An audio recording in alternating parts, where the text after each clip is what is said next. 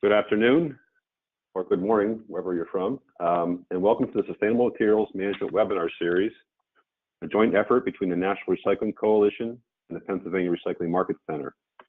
My name is Wayne Bowen. I'm the Senior Program Manager for the Recycling Market Center and will serve as your moderator today. Before we get started with the presentation, we'd like to extend a special thanks to Bob Hollis of the Mobius Network for providing the webinar management software for this series, and Savannah Batowski of the National Recycling Coalition for assisting the RMC with webinar promotion and technical support. Today's webinar will discuss trash and waste management around the world.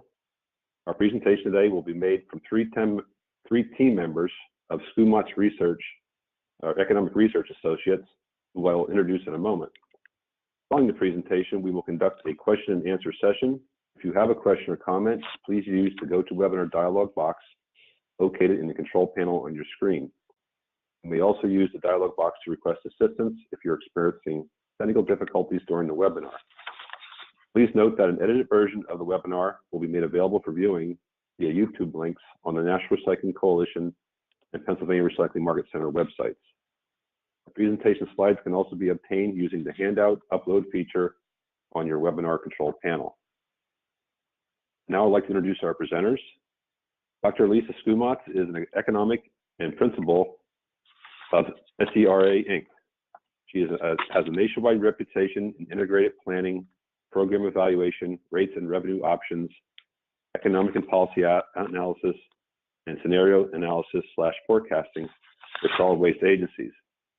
Her interests include both quantitative and policy issues and focuses on how facilities and programs work in the real world. She maintains SERA's comprehensive in-house database of programs, policies, costs, performance, and other data for more than 1,300 communities across the United States and all 9,000 plus pay-as-you-throw communities in the USS, single-stream MRFs and solid waste initiatives and programs in all 50 states and internationally. Dr. Skumatz has taught solid waste integrated planning and evaluation workshops in California, Washington, Oregon, Colorado, the UK, and elsewhere. She's on the board of numerous organizations, including the National Recycling Coalition, and has won 2 nationwide awards for lifetime achievement for her work from the NRC and from SWANA. She is also chair of the board of the NRC. Dana D'Souza is project manager at SERA and has more than 10 years of experience in solid waste management, research, and analysis. She is currently project manager for a study of public space recycling for Keep America Beautiful. She has conducted work in residential and commercial recycling for composting for clients across the U.S. Clients include EPA, Nashville, Dakota County, Longmont, Asheville, and work for the states of New York, Minnesota, Maine, Rhode Island, Illinois, and elsewhere.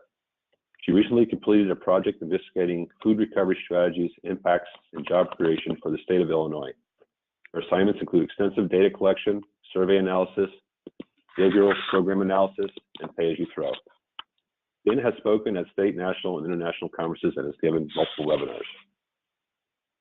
Michael Santulli is an environmental analyst at SERA and has been conducting extensive quantitative work on solid waste policies and issues. He has analyzed the job impacts of food, organics, recycling, and other resource conservation programs. He has worked on waste composition studies and set out surveys across the country to help identify best practices, program impacts, and cost effectiveness of cutting-edge strategies. He analyzed the amount of mercury remaining on walls across the country from mercury-containing thermostats and developed recommendations on legislation and goals. And Michael has also presented his work at state, national, and international conferences. Okay, now we're going to turn the program over to Sarah, and who's up first? This is Lisa. Can you hear me? Is my sound check okay? Yep. Thank you. So the first slide talks about the title, Recycling and Waste Management Around the World, What Happens at the Household Level, presented by the 3 speakers you just heard about. Next slide. So good afternoon. Our team is really pleased to be here to present these in-progress results from a project we've been working on for the last several months. As you may know, we periodically undertake independent work, internally funded R&D type work, in order to keep up on best practices and that's what this project was about. For those who've completed our surveys in the past, you know that this is the kind of research we do periodically, that this type of background research is really important to us to be able to provide quantitative information in the various results and papers and articles that we write. So thank you for those of you who have contributed to those. For this project, our goal was we wanted to understand what are some possibly transferable approaches that are in place in other countries. Are there things that other people do that we could learn from? What happens at the household level? We also wanted to get a bead on sort of what others will bear in terms of sweat equity. We have a certain tolerance for a need for extreme convenience before we seem to be able to do anything. What is it that others are able to do or get people to do? And are there changes that we could make, whether it's education, an attitude shift, or something else that could possibly bring us, get more materials more accessible for us by a little bit more, asking a little more in sweat equity perhaps. And by that I mean households doing something extra, sorting something or going somewhere or so on. That's sweat equity. I was very interested in what kinds of variations there are in attitudes and expectations about solid waste management, greenness, and things like that in different countries, and how that affected what people were doing and what they were willing to see next. And finally, what could we learn? What might that tell us for next materials, for collection methods, for messaging, and so on? The approach that we used was multifold. So our research included extensive literature review. We did in-depth interviews internationally, and we're still ongoing with these interviews internationally with experts, with SMEs, subject matter experts, SMEs, as well as, for instance, recycling coordinators in different areas and state, province, state, et cetera, country level folks where we've been able to make those connections. We've conducted some surveys as well, and we've had individuals respond to surveys with things like the typical amounts they throw away, the typical amounts that they recycle and that they see from their neighbors recycling. What kind of collection system is there? Who do they pay? Who's responsible? And this is kind of where we're getting a lot of the attitudinal work that we're finding out. We've done a lot of networking as well, including through international students and student organizations in environmental studies at universities, but in particular, I wanted to thank Jack DeBell for the outreach he's helped us with at the UC Boulder. This work, by the way, is very much still in progress, so you're hearing some interim results from this. It's focused at the household level at this point, and we're gonna, in the presentation, we're gonna do a continental review. So first up is Dana, and Dana's gonna be talking about different places in Asia. Dana, you're up. Great, thanks, Lisa. Can we get the next slide? Oh, I'm not sure if I'm seeing that or not. So when we're talking about with Asia, again, with so many different countries and so many different attitudes, it's really a mix of communities that have some very good recycling programs. Japan is an example of that.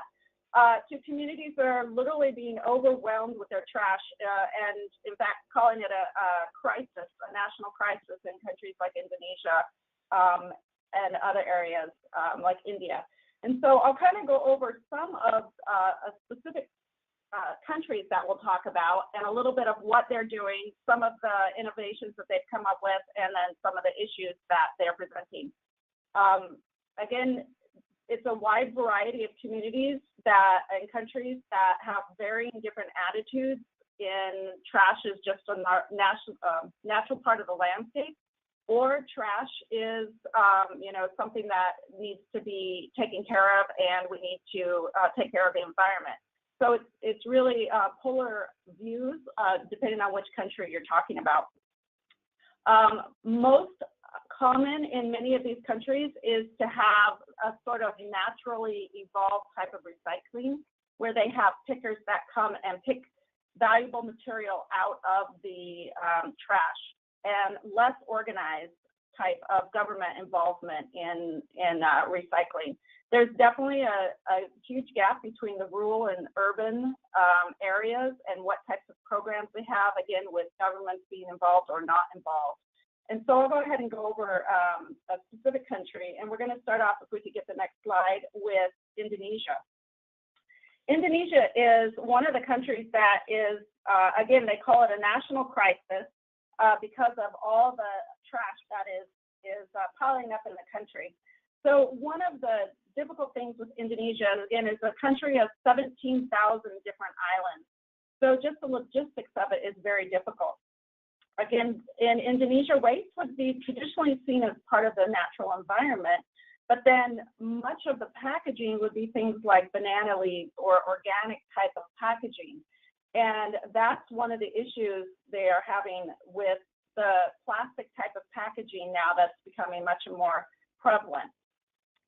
And it's also something that plastic packaging is seen as new and innovative and something desirable, and the old type of packaging is just seen as outdated, and so there is a cultural idea of what they want to do with this material, how they want to purchase. So again, with having limited land space for landfills, and that traditional idea of just putting out your trash and that it'll be taken care of by nature, they're increasingly being overwhelmed. And if you can see the pictures, that top picture is actually one of the traditional ways that people dispose of their trash. That's taken for someone who is in one of the small northern islands in Indonesia. And so what would be a traditional way to have to take care of your trash would be to walk to the largest main road and dump the trash on the side of the road.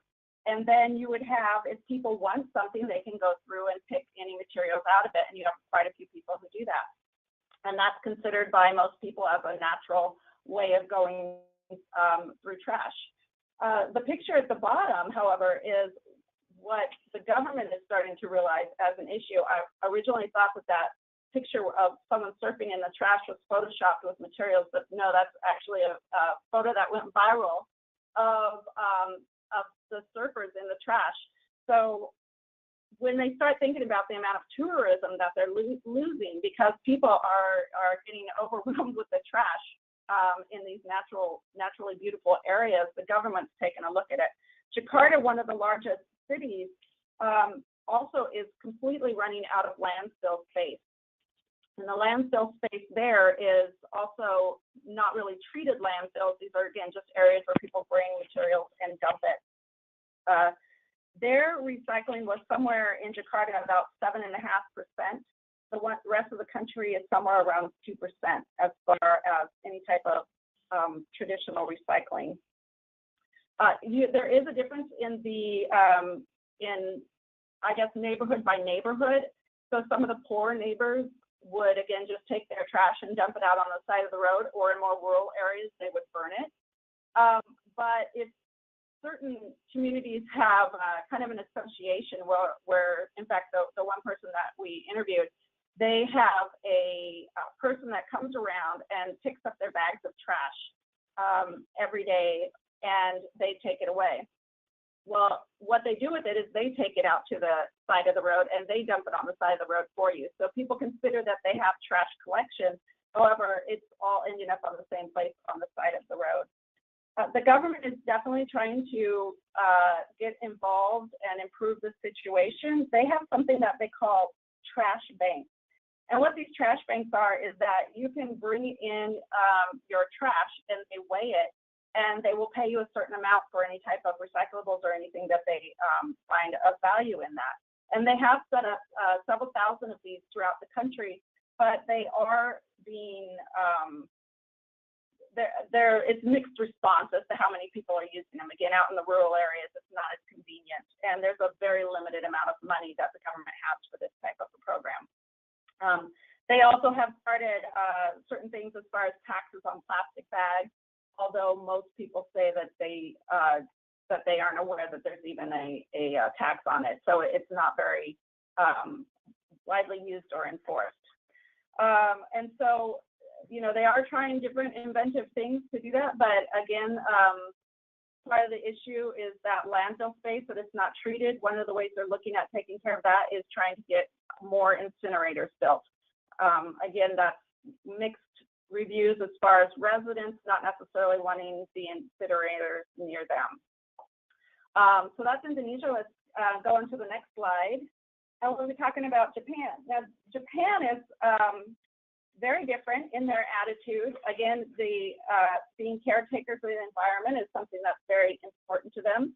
They also have very small land space for anything such as landfills. Traditionally, you separated out your trash collection into burnable or non-burnable materials, and they had quite a few incinerators around.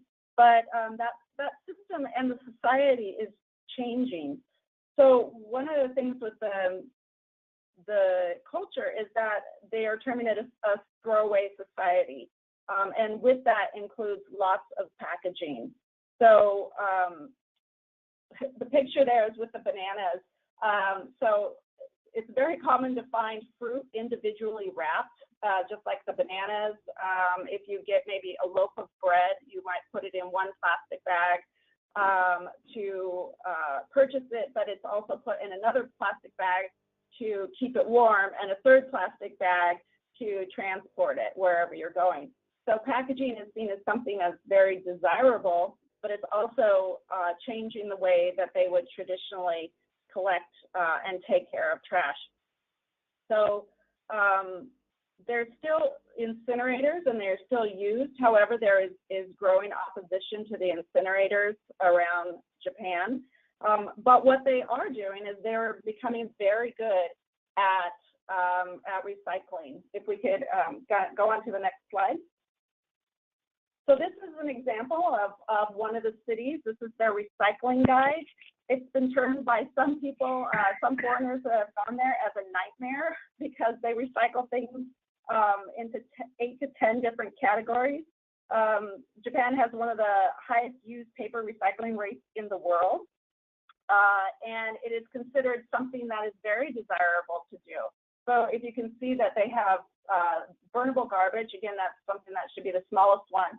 They also have plastic containers and packaging, cans and bottles, small metal items, papers, used cloth, oversized garbage, as well as batteries, spray cans, and non-burnable garbage. And they also have a very complex system for collection. So certain items will be collected on Tuesday and Thursday every week. Other items will be collected on the first Friday of every month. And then other things might be collected only on the every other third Friday. So it's something that they have expensive outreach for people, but it is seen as something that is important to do. And if you see that small picture with the bag with the red writing and the extra, that's considered kind of the bag of shame. So when they put their trash out, they put it in a clear plastic bag, and that's so that people can see whether or not you are recycling correctly and putting out the correct trash. And for collection, if you put your bags out and they do not have, and they're not being recycled, they might not pick up your trash, and they'll put in that tag, and then everyone in the neighborhood knows that you are not doing your part. One of the things, if you look in the disposal rules, it says, please dispose of your garbage properly. If you do not follow the rules, you will inconvenience your neighbors. So it is definitely seen as something that is a community-wide important thing to do in Japan. It's also now mandatory to separate it out. They also, and again, traditionally they would take trash to a central location and they would pick it up, and it was seen as an honor to have recyclables or different materials brought to your home and pick it up. So they definitely see themselves as caretakers of their own material. One of the things that the government did to try and help correct the issue of the increased packaging waste is that they have a law that puts the responsibility on the manufacturers, where traditionally you might have all of your trash included in your taxes. The manufacturers of of particular packaging items now are required to pay a percentage of the disposal. They're also trying to get different laws in effect for restaurants, and they are working to compost a lot of that material, usually going into feed or into compost for recycling the organic material. So that was Japan. We'll go on to the next country then, next slide. And we're going on to China. So China, again, everyone's familiar with the growing population in China, and it's definitely becoming an issue there as far as waste. As incomes grow and consumerism increases, packaging and waste is also increasing, and it's really becoming a national issue. The government is starting to take steps to try and mitigate the issue. Traditionally, landfills were not treated. Again, it was just brought to an outside area, and there are quite a few landfills on the outskirts of town that are legal and illegal landfills in most places. So if you're looking at a place, maybe a larger city, the traditional way that people would collect their waste would be to bring it to one of the neighborhood bins. And you can see that picture on the lower right would be one of the type of neighborhood bins. You'd bring it to the neighborhood bin and put the material in there. And that was separated. Then you would have the neighborhood committee that would come around, and for about $4 a year, they would ask citizens to pay that about $4 a year for that collection of the trash. They also, at the same time, and this was before any type of official recycling took place, they would have what they call rag and bone bins, and those are the two pictures on the left, although I believe they're both women in those pictures, but it is really a large part of the society on how they recycle, is that they would have people that would come by and announce themselves, sometimes with a truck as they would come by, or their bicycle. And every day they would come by and ask if you have any recyclable material. And you'll have one person that will come by for newspapers. You'll have another person that will come by for glass or whatever type of material. And you would go out and they would purchase the items from you. And it could be all types of items, including used clothing or any other type of thing that might be reusable. And then these people would take it, and then they in turn would sell it. And so that's a type of recycling system that still exists in many places, but the government has been trying to come up with alternatives to that and to encourage people more as a community to source separate when they put their trash out. In fact, the government has recently started requiring 46 different communities to source separate by 2020. They have also implemented a 5% tax on disposable chopsticks, because that's a large issue.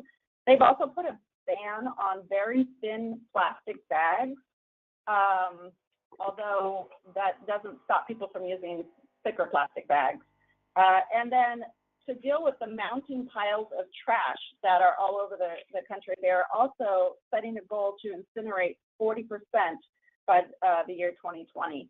And again, this is becoming a large issue, as not only are there more packaging, much more consumerism and that type of packaging, but you have areas just outside of town that are having more and more communities with illegal landfills. And some of the places that they are taking the material to incinerate are using a much older type of incineration.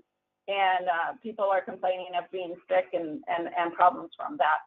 So while the government does have some really good examples and has a few cities where they have implemented source separation, there is still that issue of old type of technology and health issues. So next one, please. So we're going on to India. And again, as with China, India has the large population and very poor infrastructure. Trash is clearly a large issue. In fact, in 2005, with one of the monsoon rains, India had an issue where quite a few people were killed when the floods came because the storm drains were all blocked by plastic bags. And that's just one of the issues, not to mention the health issues of all the open garbage that is just put outside of communities. They also have what they call an informal collectors, and it is a large part of the society that, again, it would be the lower class and the even homeless that are collecting the materials just as they have in China. But this is a much more, in some places, organized system of informal collectors who come around and collect the garbage. So in some of the large cities, people would put, if they have a type of collection system, what they would do is they would take the material to a central collection point in the city or in the neighborhood, and then that would be picked up and brought out to a land, I think you would call it more of a dump than a landfill. And then you would have the pickers that would go through all of that material and take out the recycling. In this type of system, they estimate that they have a recycling rate of somewhere around 25% from those people collecting it. With the government's trying to start more incineration programs for collection, there is an issue that the people that are doing the picking of the materials are taking out more of the material that they need for the incinerators, and they're leaving materials that are too wet to be productive for the incinerators. And so there is somewhat of an issue between governments trying to set up a program and using a specific company to collect and dispose of the waste, and the informal pickers who have a way of life and who are and who have been doing this for quite some time and are somewhat effective in doing this. There is a mandate that the government is trying to get people to have door-to-door collection, but still most of the large cities will have something where they bring it to a central location and then somebody collects that, or they can have someone that comes door-to-door and collects their material and it's brought out. There's a couple of cities that are trying to handle this through private organizations. One of those is just outside of Mumbai, and that is a system where they are asking people to separate their material into wet and dry. And that has been somewhat successful. There's still issues with people not separating. That's something that is still culturally not widely accepted to recycle the material. Typically, they leave it for somebody else to do that work. But it has been a somewhat successful program in that they are able to get materials separated between wet and dry, and then to take that material and recycle it. One of the other things that you can see on the very bottom pictures, this is in Chennai, and they are trying to get awareness campaigns for people to recycle. And then they have the small plastic bins for source separation. That's how they would separate materials. Again, this material would be collected daily, typically. And this is, again, door-to-door collection, and then it would be transported out. And this is a pretty good system. In some places, they're even using compaction trucks as well. But again, the landfills are overflowing. They have not been properly maintained or originally set up. And so landfills are an issue and incineration is an issue, but those are two of the ways that they are trying to help overcome the overwhelming issue of landfills. So I think I'm going to pass that off now to Michael and on to the next slide. Okay, thank you, Dana. Appreciate that. Yeah, so my name is Michael Santulli, and I'm going to be examining recycling in Europe. And we're going to be looking specifically at residential recycling with an emphasis on collection, household attitudes, and government involvement.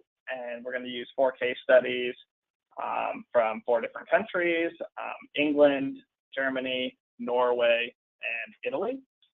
Yeah, that's mostly Western Europe. And Europe is unique because it's centrally organized with the EU, the European Union, who has set goals for waste diversion, and they have other requirements for packaging. They call them directives. And even though the EU has centrally organized the continent, there is still a lot of variation in the different types of collection systems and the different household attitudes that different countries hold about recycling and the environment in general. But overall, recycling is quite successful in Europe relative to other continents. And this is actually really good news for the US because it shows that even starkly different areas in terms of government organization and attitudes and culture, those different areas can all be organized together by a central authority to achieve sustainability goals. So again, that's good news for the US moving forward. Okay, next slide. The first country we are looking at is England. And so England actually required recycling in 2003. And this law, the way it was written, actually required that households be provided with at least 2 types of recyclable bins. So that's a minimum of a dual stream. However, the choice to use those streams is up to the resident. So that law actually just requires that they have access to it, but doesn't have any real teeth in it to require that they actually recycle. And then the local governments are the ones collecting all this material, and they collect money for that through just the local taxes. However, there have been some problems funding that, and in our research, we found that it's the trash in England, trash and recycling sits for an average of 12 days on the curbside before it picks up, which is pretty significant health risks, and there have been a lot of complaints about that. And again, that reason is because the lack of funding for collection there. And then local governments are, again, allowed to choose the number of streams and that they are providing. And this leads, again, to a lot of variation across the country. For example, one community, and you can see their picture here, all those different bins. One community actually required its residents to sort waste into 9 streams, which many of the residents, this was a rural area, many of the residents found that utterly crazy and were not happy about it at all. And this kind of moves into our attitudes. You know, some people in England, like the US, are more environmentally friendly than others and are happy to sort. They don't mind taking that time out of their day. But others really don't want to spend any time in that and just want to toss everything in one bin and don't care if they get fined or a fee or whatever. And those people tend to be more in rural areas. Okay, and then just the last thing with England, it is no longer subject to those EU waste directives because of Brexit. But actually, many of the localities remain committed to those EU goals. So that's actually kind of like the US with the Paris Climate Agreement. We last, but many cities are actually remaining committed. Okay, next slide. We're going to talk about Germany. Okay, great. So recycling in Germany is mandatory for all citizens, and they do have fines for trash. So that's kind of how they give some teeth into that mandatory recycling collection. And not only is it required, but it's highly incentivized. They have those bottle deposit stations where when you buy your beverage at the store, there's that little fee on it that you get returned. When you deposit that, they give you a little receipt, and then you can take all of your receipts to the grocery store and get a big discount on your bill there. So that's kind of a lot of different entities working together for that one. But yeah, they are working hard to incentivize the recycling. And it's actually the municipalities who collect all that material. And trash is paid for. Well, first of all, recycling's free, but then trash is actually a separate visible fee that is intentionally not embedded within any local tax. And they do that just so people can see how much they're paying for trash and try to reduce that bill by reducing the amount of waste they generate. Okay, and yeah, in Germany, recycling is easily accessible. They have, first of all, many streams and also many collection points. They have, in terms of different streams, they collect 3 different types of glass streams. So that's green, clear, and then brown or amber glass. So that's already right off the bat a lot. And then they have another stream for packaging and paper. And that stream is actually signified on the product. They have what's called the green dot. It's just a little logo on a product. And if that product has the green dot, then it goes in your yellow bin, which is that packaging and paper one. And Germany's done a lot of work with producer responsibility to make sure that those producers are using the green dot and that all those materials in green dot products are safe and environmentally sourced, etc. They have another stream for cans, bottles, cartons, another for organics, another for hazardous waste, another for trash. So they have tons of streams. And actually, the only one that is open to the public at a resident's house is the trash. And that is so they can have scavengers go through the trash and pick out any of the remaining valuables in there to get those out before they're tossed. And then, yeah, recycling is easily accessible. There are household, neighborhood, public space, and drop-off facility collection points. So there's lots of opportunities for Germans to recycle wherever they are. And actually, one rural town at their drop-off facility, they have a special stream for dead pets and animals, which they then render down for fat and make products out of, like lip balm and other things like that. So Germany is really, you can tell, invested in recycling. They'll go to great lengths to make sure that they're reusing all their stuff. And that's just part of their recycling culture. You know, people are really happy to rinse out containers. They have little notes on all their containers which say, you know, the people recycling these are just hand sorting them, so please do a good job to rinse and make sure they're not disgusting. So yeah, recycling is very much a part of the culture there. And then as far as attitudes between rural and urban, there's not a huge variation, but actually in most of the rural areas in Germany, the population is declining, which could be problematic for future feedstocks of recycling. Okay, next slide. The next country we're talking about is Norway. And Norway also, like Germany, has mandatory recycling for all of its 5 million citizens. Not a huge country, but they're doing a good job. And consistently throughout their country, they have a 4-stream recycling system.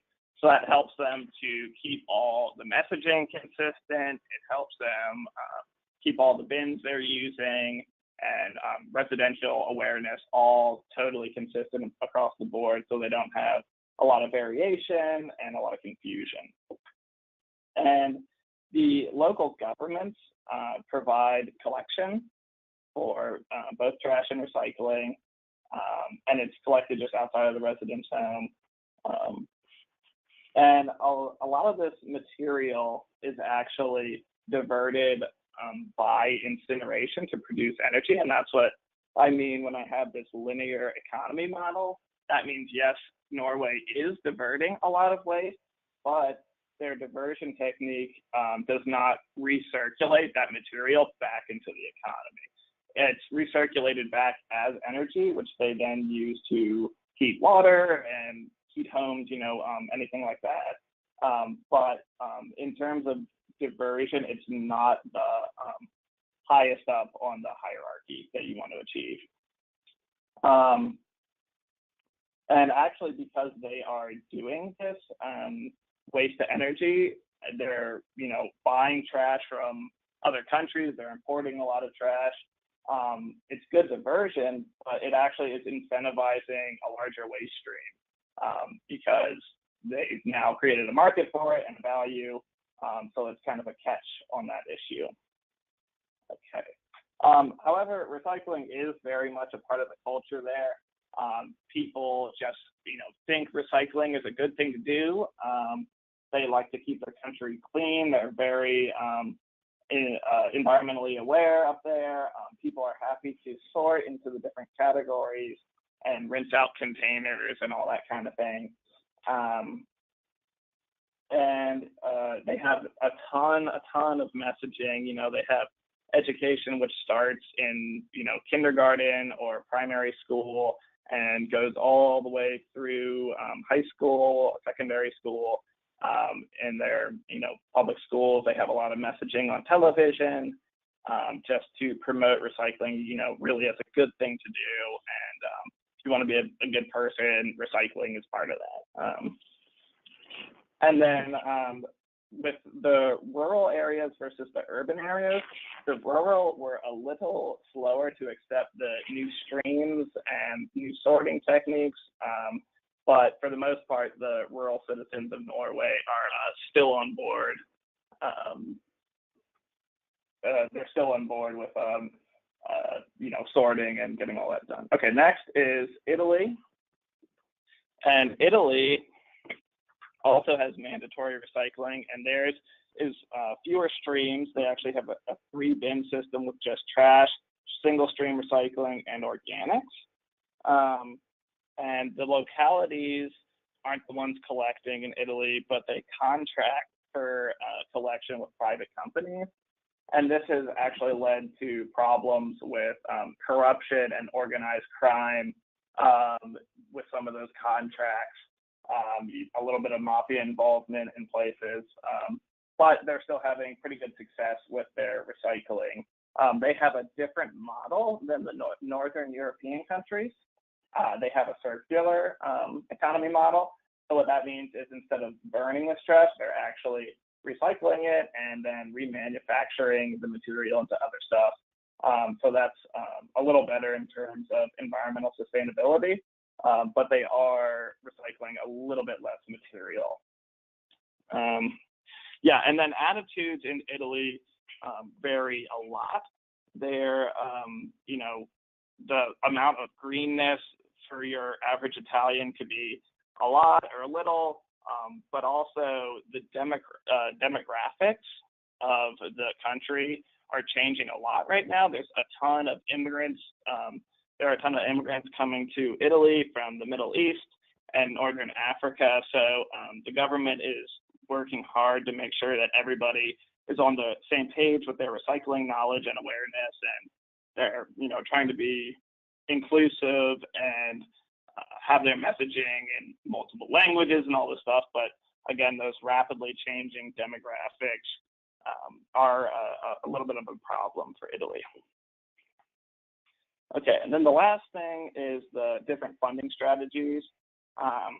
So a lot of municipalities collect money from taxes and other collection fees, but there are a lot of islands off the coast of Italy, and actually these islands, they use entry fees to pay for the waste that they export. So anyone coming to the island is paying for a fee that then subsidizes, the trash that they're projected to produce while they're on that island, and then that will pay for the removal of waste when it needs to be shipped off. But again, all 4 of these countries are doing fairly well on recycling. Definitely Germany, Norway, Italy have very high recycling rates in the 60s to 70s area. England is lower, probably in the 45, but still Europe is doing pretty good overall in recycling, and a big reason for that is that central organization and those EU goals and directives. So I think that's all I have right now. Yep, and Thanks, Michael. if you want to take some questions or Next slide. Thanks, Michael. yeah, no problem. So we have, I'm just going to briefly talk about two countries, really briefly, because they're definitely very much still underway for research. I'm going to first talk about Australia. And for Australia, there are a lot of very noteworthy and aggressive and progressive national and state mandates and requirements, and they're advanced and very sensitive to recycling and very interested in green, and quite a landmark in green. And people should mute their phones. Thanks. The communities are at or are moving toward a system with, wheelies of about 120 gallons collected weekly for trash, and an even larger bin for their single stream recycling collected every other week, which is a pretty efficient way to do that. Organics is usually collected every other week, but that also varies by area as well. And then for the most part, it's funded by the government or provided by the government, and a little government at the municipal level. For the rural areas, it tends not to be curbside. Very, very common, you'll find a drop-off program because of the distances and so on. But this is a government where they're really pushing for green. They really have some noteworthy and programs worth looking at, and we will be continuing the research on what's happening in Australia. Next country is Mexico, and we have a little bit of a different situation in Mexico, where yes, trash is in the more urban areas. Trash is collected at the home and paid through taxes quite a bit. In some cases, privately. Commercial businesses definitely have to pay privately, but there's really no, not very organized recycling collection aside from sort of collecting it to sell independently, and there's just not a very well-developed infrastructure for recycling as of yet, at least not in the areas that we've covered to date. There's no organics management that we could find to speak of yet, and they are very concerned about bulky waste, because bulky can be a really big problem in urban areas here, and the cities tend to have periodic bulky waste events. Again, this is a community or a country that's very much still under research by our team. The second to last slide about conclusions. We certainly see a wide variety of attitudes, sweat equity tolerance, and some approaches I think might be transferable even at this level. I think we were happy. I mean, it's a shame to see that the cultural things are being set aside, cultural things that have some potential benefit, where modern packaging is valued, and being modern and cool and whatever, leading to the disruption of old packaging that was maybe very organic or minimal. And so it's a shame to see that to be modern, that some of the waste management behaviors, some of the packaging is being replaced in a negative direction. We see a wide variety of what people are willing to do in terms of sweat equity, from side of the road to enhanced side of the road, where someone takes it to the side of the road for you, to very sophisticated multiple collection points that by US standards would be considered very confusing and onerous, but people are really willing to do it, take responsibility, willing to rinse out materials and so on to really get recycling to happen in a very strong way. I think it would be very difficult to deal with a cultural norm like you're too good to recycle, because that's a different class of people.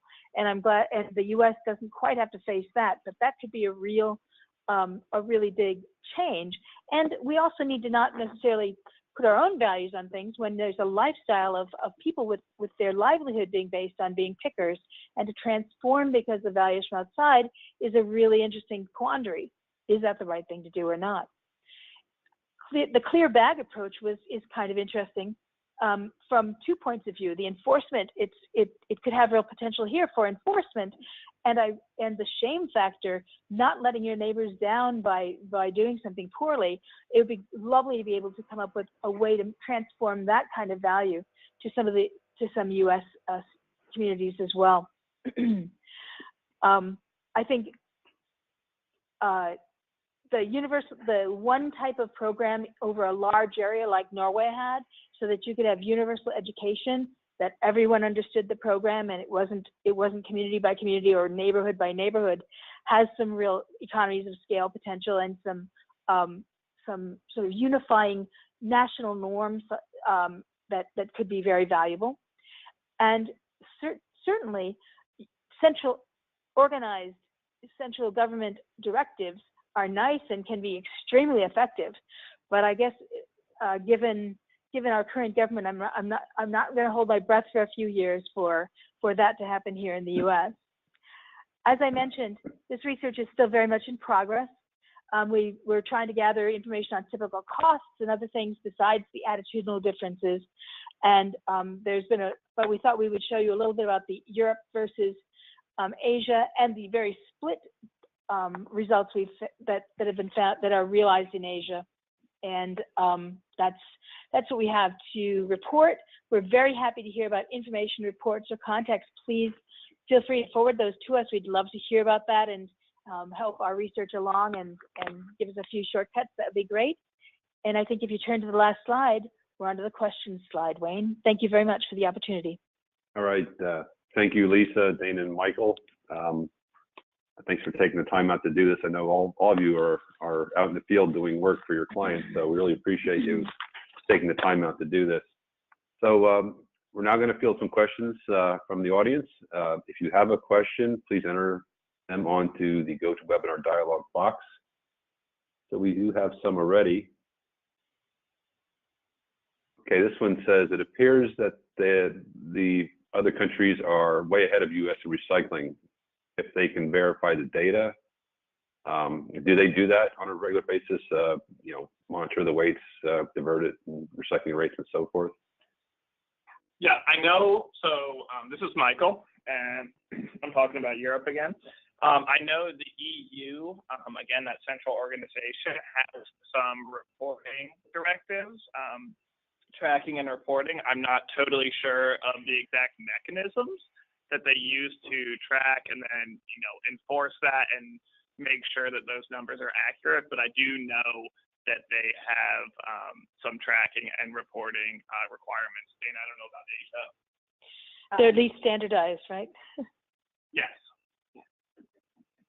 And in Asia, that's actually something that is not going on, and that's one of the issues. But they are attempting in some of the first steps in some of these countries, such as Indonesia and India, and China right now, is to actually get an idea of how much they're actually producing and how much waste they have.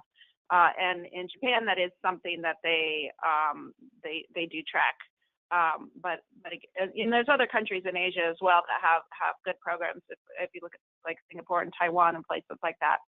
But in a large part, for some of the largest countries in Asia, they don't have any type of tracking at that point yet. Okay, this has to do with Japan. Was the compost restaurant laws for food waste or for food service packaging? Well, they have separate packaging laws for restaurants, but the compost or the food waste laws were just for restaurants and the actual food. I think they estimate that the restaurants there divert something like 70% of their excess food to go either for food or turned into a food type product or for composting. Okay. And this one has to do with Germany. Is all the recycling done at the collection centers in their community and not curbside? And the only... Yeah, go ahead. No, it just said the trash container is open to the public. Only the trash container is open to the public. So they have household recycling, they have public space recycling, and they have those drop-off facilities. But what I meant by only those trash ones are open is most neighborhoods have like a little recycling bank and trash bank that you can go to, and all those containers are locked up. So like the recycling, so people can't go in and take that kind of stuff, and like the metal cans, but the trash one's open, and so people can go in, and if there's any valuable material left that, you know, the person who threw it away didn't feel like sorting, those scavengers, and they actually call them collectors in Germany, those collectors can go and like pick them up, you know, even if it's like a couch or something, people go and grab that kind of stuff. So yeah, they do have household collection, and they just have lots of access in general, lots of different places where people can divert their material. And these are actually a couple of questions on the same topic. Is there anything out there that shows the per capita conversion rates, generation rates, and so forth for these countries? Is there any website or any organization that collects this data and publishes it? Yes, there are quite a few. I think the World Bank has some studies on that. The Organization for Economic Cooperation and Development has some basic information on it. I'm not sure how recent these dates are on these research. And also, I think that possibly the UN has some data on that as well. Okay, and this question has to do with life cycle analysis. Do any of the countries use LCA for making their decisions in their waste management?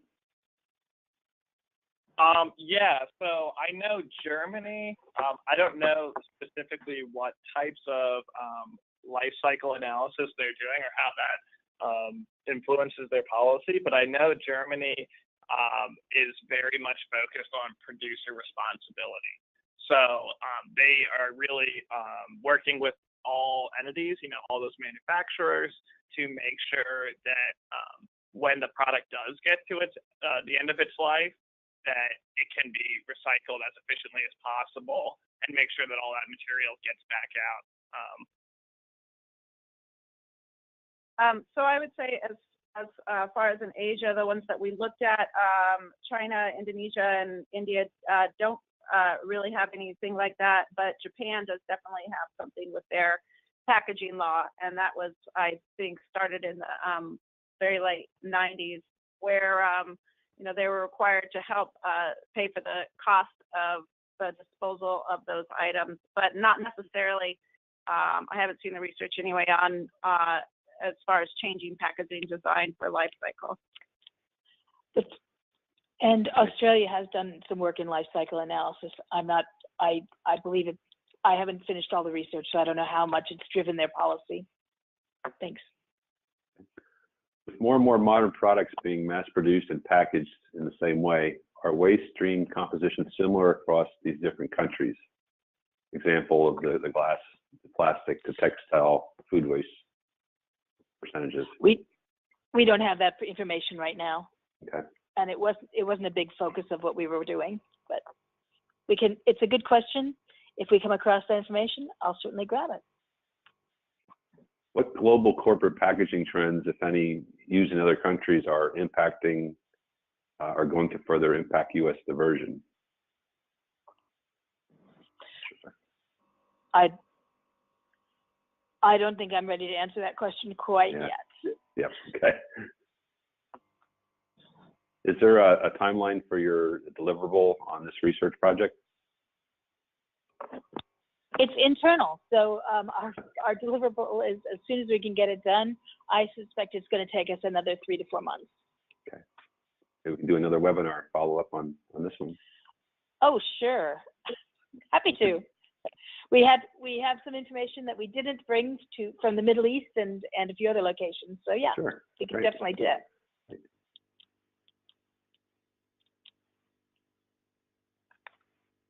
Here's a question. What are the best organizations to join for international perspective opportunities? I don't know. Yeah. Do you know, Dana, or did you come across anything? I can't think of anything. We did. There is several in India. I don't have their name handy. Let's see.